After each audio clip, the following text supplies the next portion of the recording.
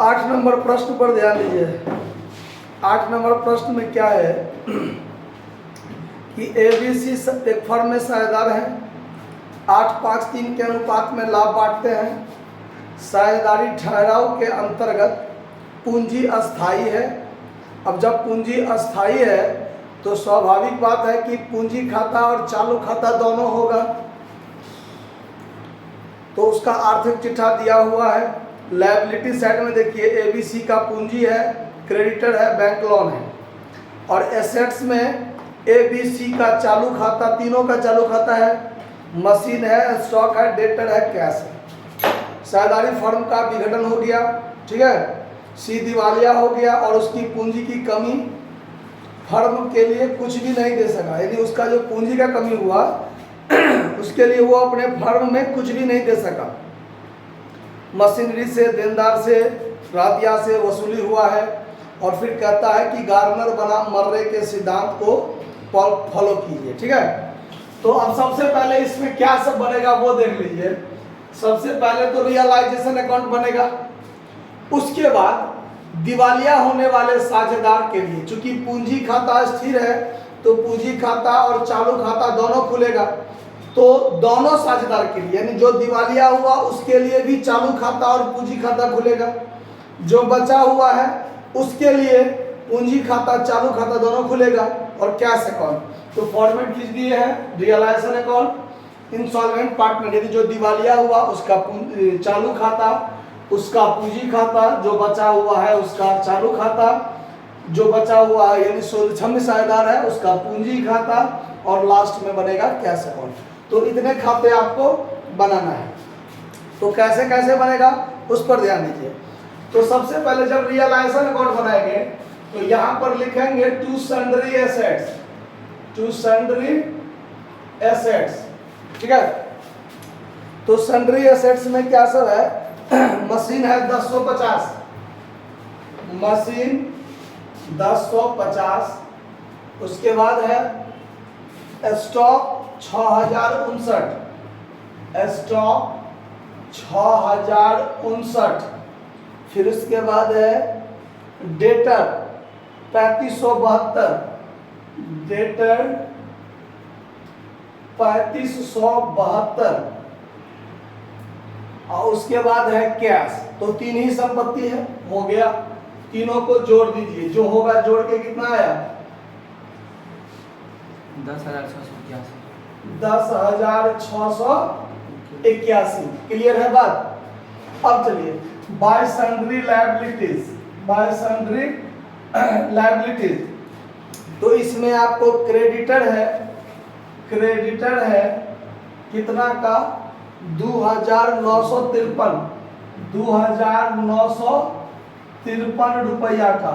और उसके बाद है आपको बैंक लोन 5500 का, बैंक लोन 5500 का दिया हुआ है, ठीक है। जोड़ दीजिए तो 53 ये हो गया, 9 5 14, 5 2 7 1 8, 8,453, ठीक है। जोड़। अब चलिए, अब आगे जब साझेदारी फर्म का विघटन हो गया है तो फिर इस संपत्ति को बेच के जो रुपया होगा इधर वसूली करेंगे। तो यहाँ पर क्रेडिट साइड में by cash account assets realise लिखेंगे। जो आपको दिया हुआ है कि मशीन से 600 आया, तो यहाँ पर वसूली जो हुआ, मशीन से 600 वसूली हुआ है, स्टॉक से 5230, स्टॉक से 5230 रुपया वसूली हुआ है, और डेटर से 3555, डेटर से 3,555 रुपया।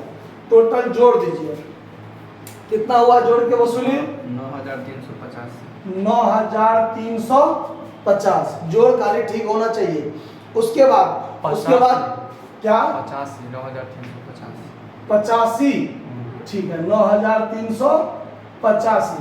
उसके बाद ये जो लायबिलिटी है इसका भुगतान डेबिट में होगा। तो to cash account liability paid, भुगतान के बारे में कोई जानकारी नहीं है कि कितना करना है, तो पूरा का पूरा करना है। तो ये जो आपका क्रेडिटर है, इस क्रेडिटर को भी 2,953, और आपका जो बैंक लोन है उसको भी 5500 पेमेंट करना है, मतलब 8453 पेमेंट करना है। बात खत्म हो गया। अब इसको आपस में बांटने के लिए लॉस निकालना पड़ेगा, तो टोटल इसको जोड़िए कितना होता है। ये हो गया 3 1 4 8 5 13 के 3 हाथ में 1 6 4 10 11 का 1 10 18 19 19134।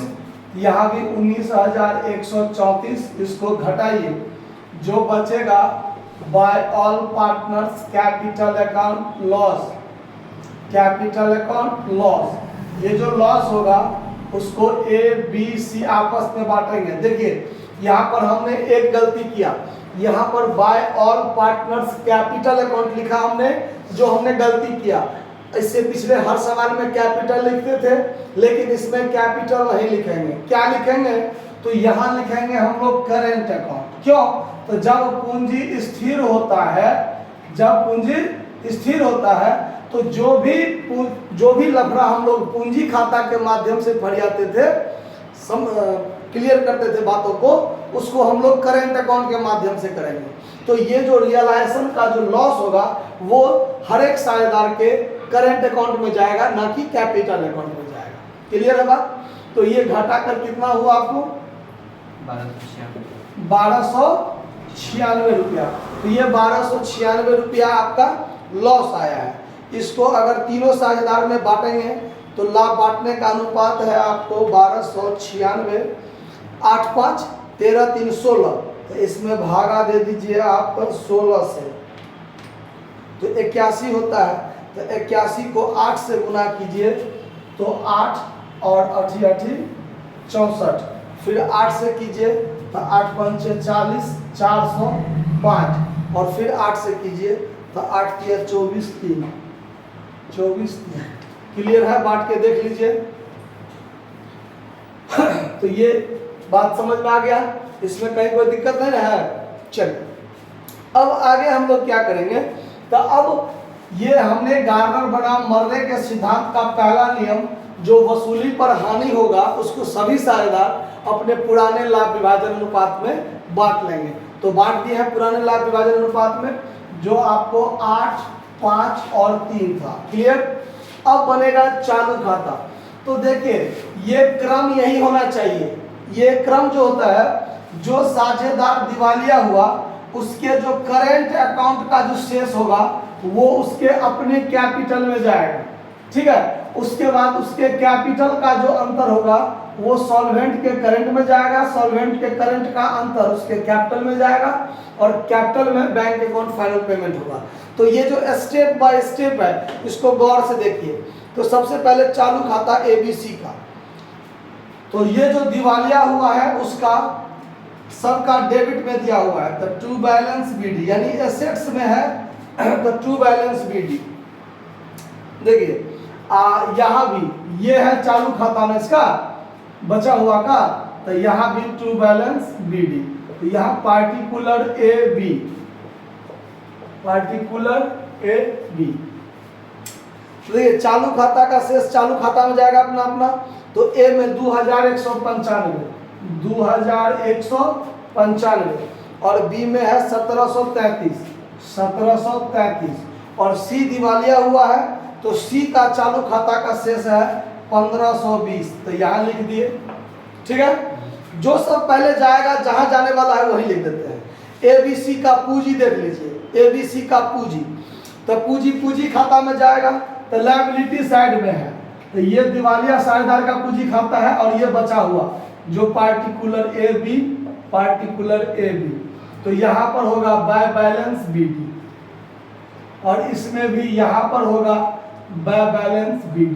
तो A का पूंजी है देखिए 5000, A का 5000, B का 2000 और C का 1000 लिख दिया हमने, इसमें कोई दिक्कत। उसके बाद ये चीज, अब बैलेंस शीट से तो अब कुछ जाने वाला इधर उधर है नहीं। अब क्या होगा सो देखिए, बैलेंस शीट को अब भूलिए, अब सारा लफड़ा हमको इसमें फरिया लेना है। तो यहाँ पर रियलाइजेशन अकाउंट में ये लॉस हुआ है, तो लॉस तो सबके चालू खाता में जाएगा।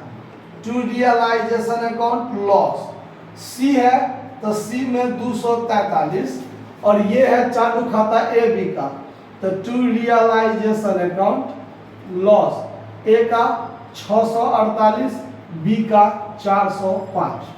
ठीक है, चला गया। अब चालू खाता में क्या सब होगा सो देखिए। अब इसमें आपको कोई चीज ऐसा कोई बांटने वाला है नहीं। तो अब ये जो दिवालिया हुआ, इसका करंट अकाउंट ये हुआ 1763, 1763, यहाँ भी 1763। इसका जो बैलेंसिंग फिगर निकलेगा वो इसके अपने कैपिटल में जाएगा, सीज कैपिटल अकाउंट। तो यहाँ पर लिख दीजिए बाय सीज कैपिटल अकाउंट। ठीक है, अब सी कैपिटल तो ये है, तो इसके देखिए यहाँ दिवालिया के करंट के क्रेडिट में आया है 1763। तो जब इसके कैपिटल में जाएगा तो कैपिटल के डेबिट में लिखेंगे to C's current account, to C's current account 1763। ठीक है, अब चलिए, अब इसके पूंजी खाता का जो अंतर होगा, अब यहां से वो दिवालिया होगा। दिवालिया होगा कैसे? इसका डेबिट में 1763 है, तो क्रेडिट में 1763 से कम है, यानी 1000 है। इसका मतलब ये 763 से दिवालिया होगा। जो दिवालिया होगा उसका भरपाई सॉल्वेंट पार्टनर्स करंट अकाउंट में जाएगा। इससे पहले कैपिटल में जाता था, अब ये करंट में जाएगा।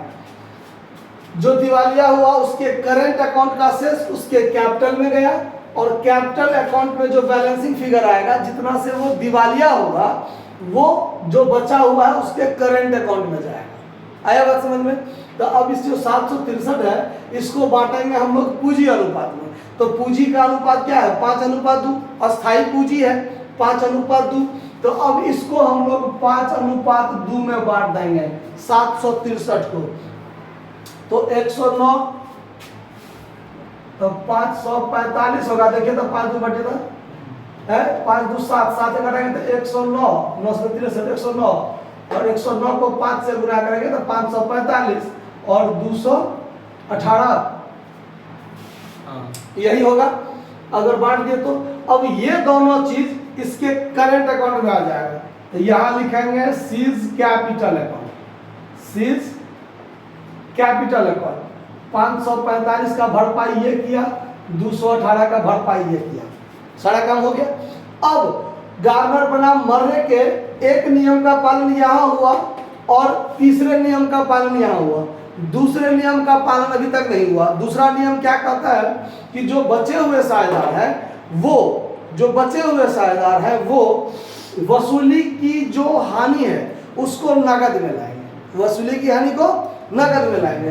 तो ये जो साझेदार वसूली की हानि को बांटे हैं ये और ये, इसको ये लोग नगद में लाएंगे। नगद में लाएंगे तो यहाँ पर लिख दीजिए by cash account, realisation account loss. Loss को इसमें लेके आ जाएगा कितना? 648 और 405। ठीक है, अब इसका जोड़ घटाव कीजिए। तो इसका जोड़ घटाव करेंगे तो कितना कितना आता है देखिए। ए में हम करते हैं 2195 प्लस 648, 648 प्लस 545, तो 3388, 3388, 3388, और इसमें से घटा दीजिए 648, तो 2740, 2740 ये जो है उसके कैपिटल में जाएगा।